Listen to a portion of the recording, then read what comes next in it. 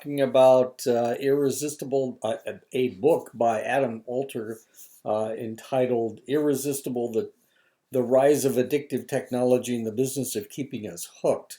It's about social media. Primarily it's about social media, but it also deals with gamers. So let's go ahead and get started. Pretty good book. The next one, not so good, but the next one's a marketing book. That was a little strange. I didn't realize it had psychology in the title, but we'll get into that in week 8. Steve Jobs, a co-founder of Apple Computers, once told a reporter that he wouldn't let his children use an iPad. We limit how much technology our children use in the home. That's Steve Jobs. Chris Anderson of the technology magazine Wired once said, "We enforce strict time limits on every device in the house because we have seen the dangers of technology firsthand." Anderson's 5 children were never allowed to use screens in their bedrooms. Evan Williams, of the founder of Blogger, Twitter, and Medium, bought his 2 young sons hundreds of books, but refused to allow them to have an iPad. Leslie Gold, the founder of the Sutherland Gold Analytics Group, imposed a strict no screen time during the week rule on her children. She softened her stance only when they needed computers for schoolwork. Now, these are the technology executives: Steve Jobs, Chris Anderson, Evan Williams, Leslie Gold. All of these individuals are technology CEOs. So they own technology companies, and they won't let their children use all this technology. But that doesn't mean that they don't want other people's children to use it. Instagram, like so many other social media platforms, is bottomless. Facebook has an endless feed. Netflix automatically moves on to the next episode in a series. This happened to me last night. I was watching a series called The Summer I Turned Pretty. I think that's it. Anyway, I was going to watch one show, and I ended up watching 3 because it just kind of rolled right into the next one. And I finally turned it off when I realized it was after 11 o'clock. Tinder encourages users to keep swiping in search of a better option. Users benefit from these apps and websites, but also they struggle to use them in moderation. According to Tristan Harris, a design ethicist, the problem isn't that people lack willpower. It's that there are 1,000 people on the other side of the screen whose job it is to break down the self-regulation that you have. So the reality is that these aren't just things to help you. These are things to get you hooked, and that is their job. Their job is to hook you. Their job is to keep you swiping right or looking at Instagram, looking at Facebook. Their job is to keep you on the site, and that's what they're trying to do.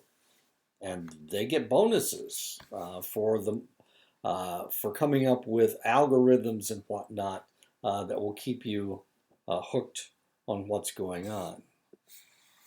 In the 1960s, we swam through waters with only a few sharks, cigarettes, alcohol, and drugs that were expensive and generally inaccessible. So in the 1960s, all we had to worry about were cigarettes, alcohol, and drugs. In the 2010s, those same waters are littered with sharks. There's the Facebook shark, the Instagram shark, the porn shark, the email shark, the online shopping shark. In 2004, Facebook was fun. In 2023, now it's addictive. It's like that shark, and it'll grab you. According to clinical psychologists from areas where the internet has been pervasive since it was developed, every single person I work with has at least one behavioral addiction. I have patients who fit into every area: gambling, shopping, social media, email, and so on. It's much easier to hide behavioral addictions, much more so than for substance abuse. This makes them dangerous because they go unnoticed for years. So with these types of behavioral addictions, no one notices because everybody does it. Everybody shops.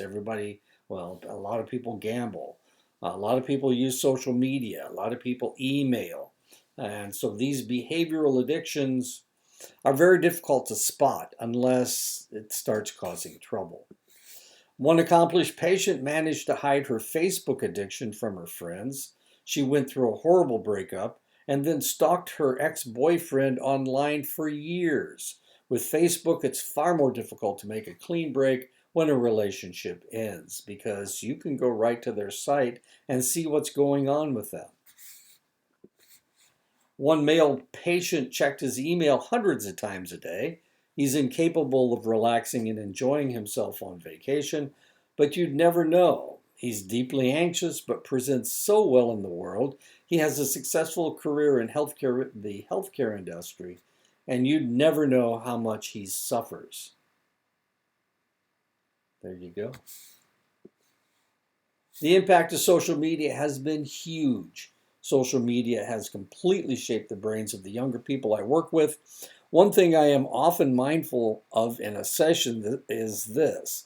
I could be 5 or 10 minutes into a conversation with a young person about an argument that they have had with a friend or girlfriend when I remember to ask whether this happened face to face, by text, or on social media. More often the answer is text or social media. Yet in the telling of their story, this isn't apparent to me. It sounds like what I would consider a real face-to-face conversation. This person doesn't differentiate various modes of communication the way that I do. The result is a landscape filled with disconnection and addiction. And there goes Kermit arguing with somebody online. Behavioral addiction consists of 6 ingredients: compelling goals that are just beyond reach, irresistible and unpredictable positive feedback, a sense of incremental progress and improvement, tasks that become slowly more difficult over time, unresolved tensions that demand resolution, strong social connections. They're trying to get you hooked. Instagram is addictive because some photos attract many likes while others fall short. Users chase the next big hit of likes by posting one photo after the other and return to the site regularly to support their friends. Instagram. Gamers play certain games for days on end because they're driven to complete missions and because they've formed strong social ties that bind them to other gamers. Millions of recovering alcoholics manage to avoid bars altogether, but recovering internet addicts are forced to use email. You can't apply for a travel visa or job or begin working without an email address. Fewer and fewer modern jobs allow you to avoid using computers and smartphones. Abstinence isn't an option. You can confine addictive experiences to one corner of your life while courting good habits that promote healthy behaviors. The app Moment tracks daily random screen usage. It stops tracking when you're listening to music or making phone calls. Most people estimate 50% less browsing than they actually use. The author estimated that he was picking up his phone 10 times a day and spent an hour a day browsing. He was looking at his phone an average of 40 times a day and spending 3 hours a day browsing. When Moment was first introduced, experts decided that 1 hour of browsing a day should be the target for most people outside of work. It was discovered that 88% of the people using the app reported over 1 hour of browsing a day, with most averaging around 4 hours, making smartphone browsing the most time-consuming daily activity after sleep. 2013 research showed that phones are disrupted by their mere existence, even when they aren't in active use. The researchers speculated that they are distracting because they remind the individual that there is an active world outside the immediate conversation, and they represent FOMO. fear of missing out.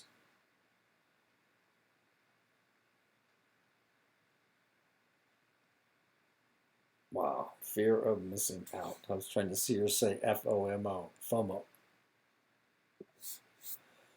The phenomenon known as the fear of missing out, FOMO factor, is central to everything from the development of its psychological internet addiction to the adverse disruption of sleep patterns and the associated side effects, both psychological and social.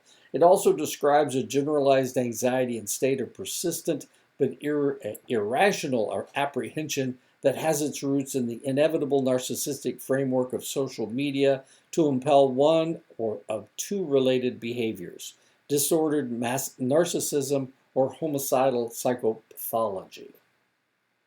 And of course, disordered narcissism is the most common uh, uh, outcome for fear of missing out. There's one game that professional gamers will stay away from because of its addictive properties, and that's World of Warcraft. World of Warcraft may be one of the most addictive behavioral experiences on the planet. Almost half of all players consider themselves addicted. More than 250,000 people have taken the free online World of Warcraft addiction test. In 10 years, the game has grossed more than $10 billion and attracted more than 100 million subscribers. If they formed a nation, it would be the 12th biggest on Earth. The nation of World of Warcraft. Games like World of Warcraft attract millions of teens and young adults, and up to 40% develop addictions. Near Seattle is an addiction center specially for specific, I'm sorry. Near Seattle is an addiction center specifically for male gamers named Restart. An attempt to admit females resulted in transference of gaming addiction to sex addiction for both vulnerable genders. And so now they only admit males. A meta-analysis of 83 studies on behavioral addiction disclosed that 41% of the population has at least one behavioral addiction over the past 12 months that include gambling, love, sex, shopping, the internet, exercise, work addictions, alcohol, nicotine, and narcotics. A recent study suggested that up to 40% of the population suffers from some form of internet-based addiction, whether to email, gaming, or porn. Another study found that 48% of U.S. university students were internet addicts, and another 40% were borderline or potential addicts. That's like 88%. 46% of people say they couldn't live without their smartphones. Some would rather suffer physical injury than an injury to their phones. And 80% of teens check their phones at least once an hour. In 2008, adults spent an average of 18 minutes on their phones per day. In 2015, they were spending 2 hours and 48 minutes per day. She can't live without her phone. Up to 59% of people say they are dependent on social media sites and that their reliance on these sites ultimately makes them unhappy. Half of these people say that they feel compelled to check these sites at least once an hour, longer than that, and they become anxious, agitated, and unable to concentrate. In 2000, the average human attention span was 12 seconds. By 2013, the average attention span had dropped to 8 seconds. A goldfish has an attention span of 9 seconds. So we have a shorter attention span than goldfish. 77% of 18 to 24-year-olds admitted that they reach for their phones before anything else when nothing is happening. 87% said they often zoned out watching TV episodes back to back, like I did last night with that television show, Summer. I'm in season 1. I guess there's a season 2, but I'm still in season 1. DNA evidence suggests that Neanderthals carried a gene called DRD47R as long as 40,000 years ago. DRD47R is responsible for a constellation of behaviors that set Neanderthals apart from earlier hominids, including risk-taking, novelty-seeking, and sensation-seeking. Where pre-Neanderthal hominids were timid and risk-averse, Neanderthals were constantly exploring and rarely satisfied. A variant of DRD47R known as DRD44R is still present in about 10% of the population, who are far more likely to be daredevils and serial addicts. Researchers have shown that infants instinctively follow their parents' eyes. Distracted parents cultivate distracted children because parents who can't focus teach their children the same attentional patterns. The ability of children to sustain attention is known as a strong indicator or later success in areas such as language acquisition, problem solving, and other key development milestones. Caregivers who appear distracted or whose eyes wander a lot while their children play appear to negatively impact infants' burgeoning attention spans during a key stage of development. There is a modern-day malady that affects 2/3 of all adults. Its symptoms include heart disease, lung disease, kidney disease, appetite suppression, poor weight control, weakened immune functioning, lowered resistance to disease, higher pain sensitivity, slowed reaction times, mood fluctuations, depressed brain functioning, depression, obesity, diabetes, and certain forms of cancer. The malady is chronic sleep deprivation that is rising due to the increase of smartphones, e-readers, and other light-emitting devices. 95% of adults use an electronic device that emits light in the hour before bed, and more than half check their emails overnight. 60% of adults between 18 and 64 keep their phones next to them when they sleep. Which might explain why 50% of adults claim they don't sleep well because they are always connected to technology. Sleep quality has declined dramatically in the past half-century, particularly over the past 2 decades, and one of the major culprits is the bluish light that emanates from many of these electronic devices. When blue light hits the back of an individual's eyes, the pineal gland stops producing melatonin. Researchers found that in the presence of blue light, people produce less melatonin, sleep more poorly, and feel more tired. Researchers looking at addicts found that they didn't like the drug they were taking. They wanted the drugs that they were taking, even as they grew to dislike them for destroying their lives. It's not easy to disrupt the activation of an intense want. Even as you come to hate an addiction for ruining your life, your brain continues to want the behavior. Even as you come to loathe Facebook and Instagram for consuming too much of your time, you continue to want updates as much as you did when they were still making you happy. One recent study suggests that playing hard to get has the same addictive effect. An unattainable romantic partner is less likable but more desirable, which explains why some people find emotionally unavailable partners alluring.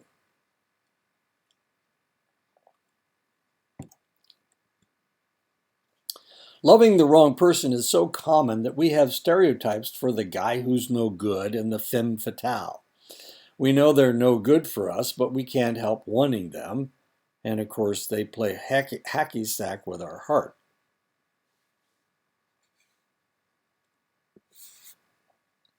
When a gaming addict fires up his laptop, his dopamine level spikes just like a drug addict using his drugs. When an exercise addict laces up her running shoes, his dopamine spikes just like with a drug addict using their drug. 70% of office emails are read within 6 seconds of arriving. This involves the average worker to disrupt whatever they are doing, to open their email program and click on the incoming mail. In one study, researchers found that 45% of respondents associated emails with a loss of control.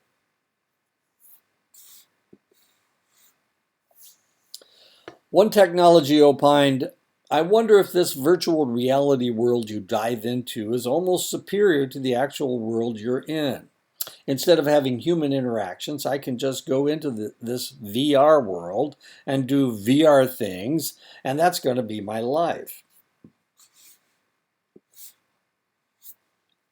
According to a clinical psychologist who routinely works with social media addicts, there's nothing wrong with making friends online as long as the individual has friends in the real world.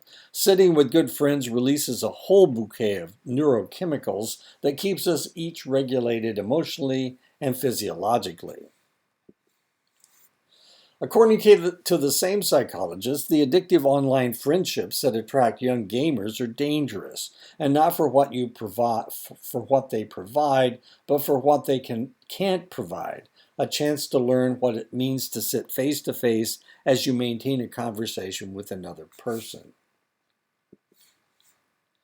Even the smell of another person, the constant eye contact that comes from being in the same room, is important. People who communicate by webcam never seem to look one another in the eye because the other person's eyes aren't perfectly aligned with the webcam that conveys your gaze. Remember, once your cucumber brain has become pickled, it can never come back to being a cucumber. Addictive games have three critical elements: immersion, achievement, and the social element. Immersion, the sense that you are embedded in the game; achievement, the sense that you are achieving something; and the social element, by far the most important element. High-speed internet connections have made it easier to communicate with other players in real time.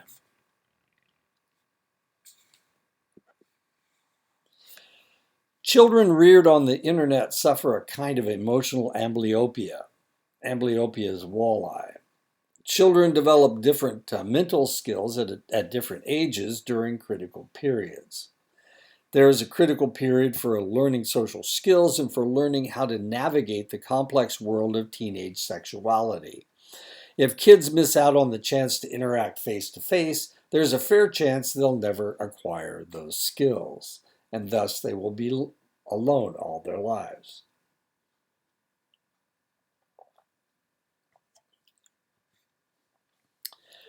Clinical psychologists have seen a marked increase of male gamers who had no problem interacting with peers online, but can't carry a conversation with someone sitting across from them. How can you learn to talk and flirt and date and end up in bed if you've only mixed with other people online? Gamer guys get sidetracked and they develop intimacy disorders.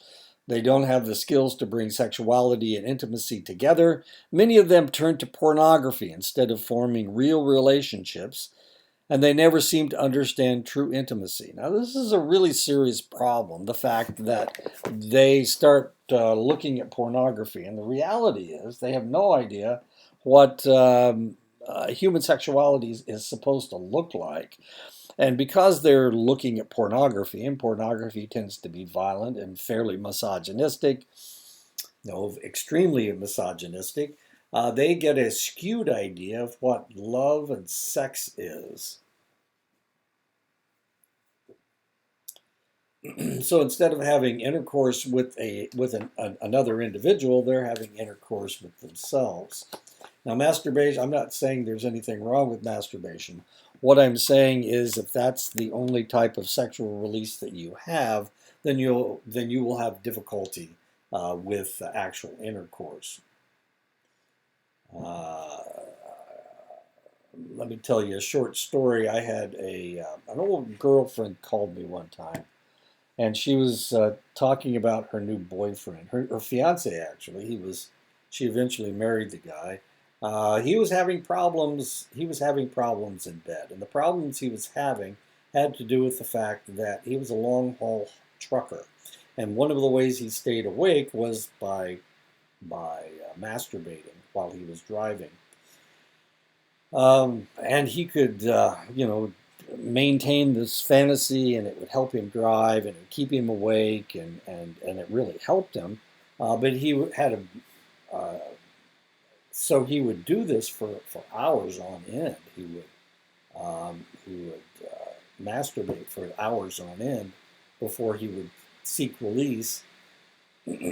So when he started having intercourse with his fiance, or with his girlfriend and then his fiance, he was having problems ejaculating because he had trained himself, he had conditioned himself not to have sexual release for an extended length of time. And of course, it became quite worrisome for her. It was really kind of an interesting conversation that I had with her. Eventually, she married and she had 2 kids by him, so I'm assuming everything turned out okay. One study found that gamers aged 10 to 15 years who played more than 3 hours per day were less satisfied with their lives, less likely to feel empathy toward other people, and less likely to know how to deal with emotions appropriately. Why am I talking about masturbation? Because we're talking about pornography.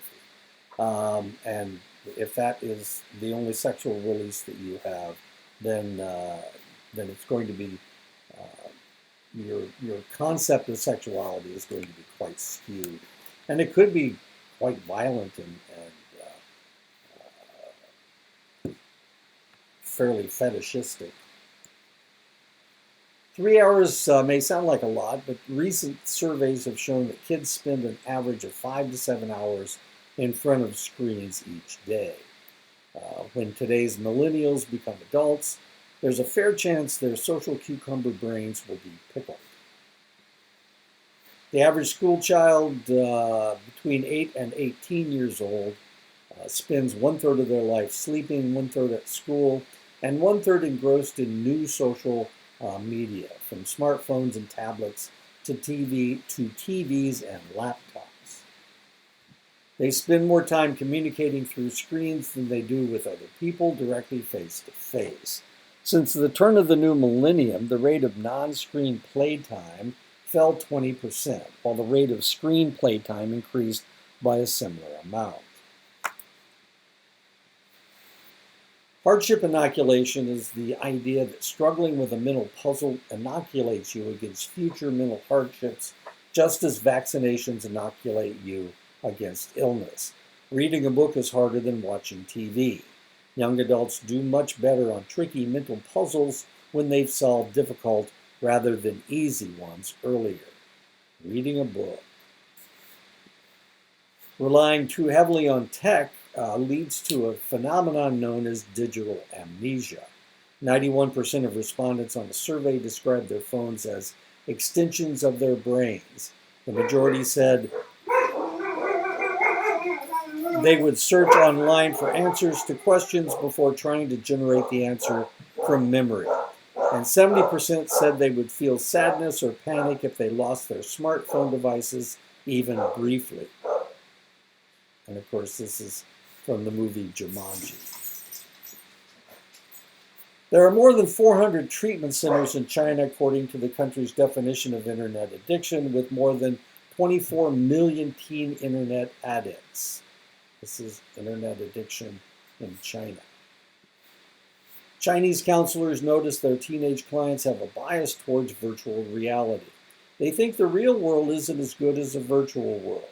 Our research shows that addicts spend more than 6 hours a day online, not for the purpose of work or studying. Some kids are so hooked on these games that they think going to the bathroom will affect their performance. So they wear a diaper. They crave and look forward to playing every day.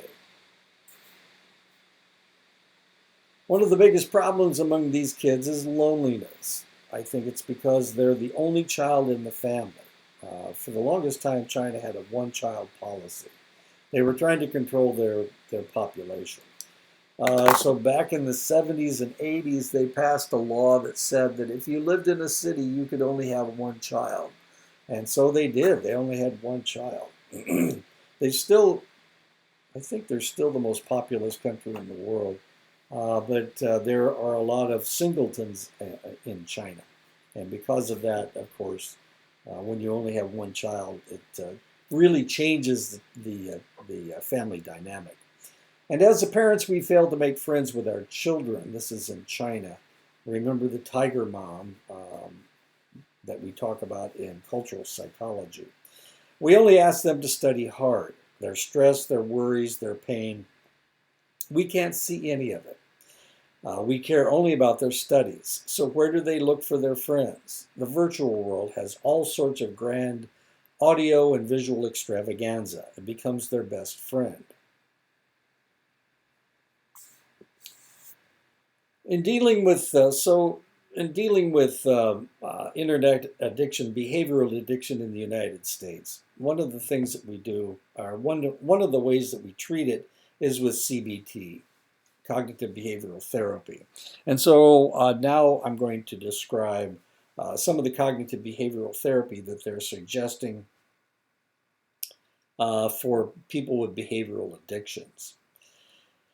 In dealing with social media addiction, many sufferers have a problem admitting that they have a problem. That of course, that's the same way it is with alcoholics. It's the same way it is with heroin addicts. It's the same way it is with anybody with any kind of an addiction. Getting them, the first task is to get them to admit that they have a problem. The first task, as in any addictive treatment, is to make them realize that they are addicts. The next task is to get them to reframe some of the harmful ideas that lead them to overuse the internet, such as getting them to re-engage with the real world that many have abandoned in favor of an online world that seems more forgiving. And the reality is, if you don't like something on the internet, you just change channels, you just change websites, and you can find all the acceptance that you want. That's the way it works on the internet. That's not the way it works in real life. So you need to get them to re-engage in the real world. A typical session would begin with a readiness ruler on a scale of 0 to 10. If 0 is not in the least, a bit ready to change your behavior, and 10 is as fired up as you can be, where are you? And that's the readiness ruler that you use with cognitive behavioral therapy. The following conversation will involve the answer to the readiness rule. Why is the number so high or low? A low response will indicate that they don't see any need to change their behavior. A high response shows that they admit that their Instagram account is making them unhappy. What are the benefits of your Instagram use? How would you like things to be different? How does your Instagram use affect your well-being? In what ways do you feel you could be doing better? Getting started, this is one of the ways you can get started with these individuals. I'm not here to preach to you or tell you what you should do, how you would know, how would I know? It's your life and not mine. I believe people know what's best for them. I don't have an agenda, just a goal to see if there is anything about the way that you take care of your health that you would like to change. And if so, to see if I can help you get there. How does that sound? And that's a good way to start with a behavioral addict. Usually they've come in for a reason. They've got a problem with something.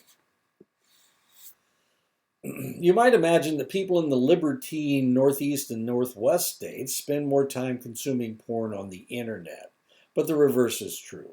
People from the conservative states with traditional views of sexuality are more likely to subscribe to online pornography services.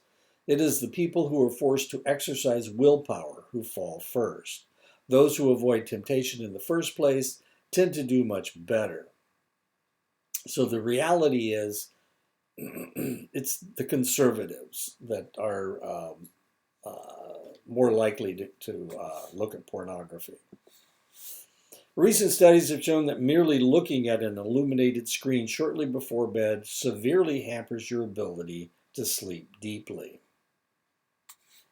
So what do you want to do? Well, look at your cell phone for an hour before you go to bed, or do you want to sleep deeply? When we say sleep deeply, we're talking about deep sleep. We're talking about stage 4 sleep, delta wave sleep. There are two ways to approach behavioral addictions: eliminate them or harness them.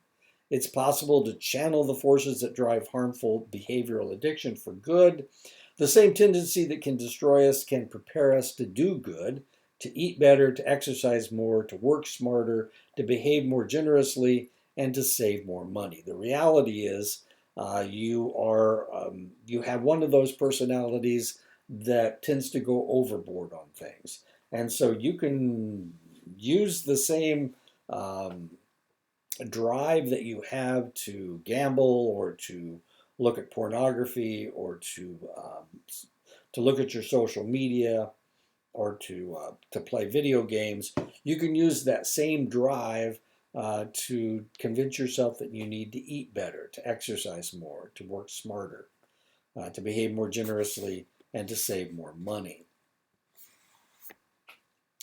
60% of the world's developed population is overweight or obese, including 67% of Americans, 66% of New Zealanders, 65% of Norwegians, 61% of Brits, 61% of Germans, and 61% of Australians. Another problem that we're having is graduation rates in the United States have been declining at every educational level for years. And that is the end of the text of the book.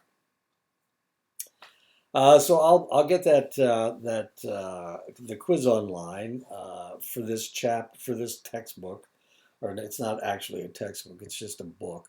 But yeah, kind of an interesting book. The next week we're going to talk about a book called The Hidden Psychology of Social Networks. Turns out to be a marketing book. I didn't realize that. And as you can see, it had psychology in the title. So I thought that maybe it was about the psychology of social networks. There is a little bit of that in there, but most of it is marketing. So next week, a new book. So I'll talk to you next week.